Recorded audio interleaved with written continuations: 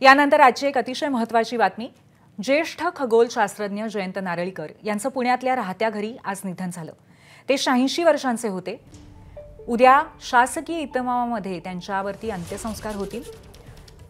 उद्या सकाळी 11 वाजता त्यांचं पार्थिव आयुका इथे अंत्यदर्शनासाठी ठेवण्यात येणार आहे आणि त्यानंतर त्यांच्यावरती शासकीय इतमामामध्ये अंत्यसंस्कार करण्यात येतील। जयंत नारळीकर यांचं पार्थिव मंगेशकर रुग्णालयामध्ये ठेवण्यात आलंय। आंतरराष्ट्रीय स्तरावरती ज्यांचा खगोलशास्त्रातील अधिकार सर्वमान्य होता असे जयंत नारळीकर तेवढ्याच रसाळ भाषेमध्ये मराठी विज्ञान कथा लिहिण्यासाठी सुद्धा अतिशय लोकप्रिय होते। केम्ब्रिज विद्यापीठामध्ये उच्च शिक्षण घेतल्यानंतर ते भारतात परतले। आधी टाटा मूलभूत संशोधन संस्थेमध्ये त्यांनी काम केलं। त्यानंतर आयुका संस्थेच्या उभारणीमध्ये त्यांचा अतिशय मोठा सिंहाचा वाटा राहिला।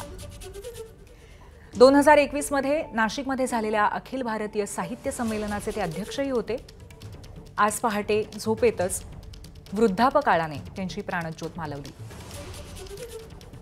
विविध संस्थांशी संबंधित असणारे जयंत नारळीकर सर हे मुस्लिम सत्यशोधक मंडळाच्या वर्धापन दिनी आणि विविध अभ्यास वर्गांना स्वतः उपस्थित राहून मार्गदर्शन करत असते। माणूस म्हणून जगणारे अत्यंत विनम्र असणारे असे डॉक्टर जयंत नारळीकर जाणं हे आपणा सर्वांच्यासाठी अत्यंत दुःखद आहे।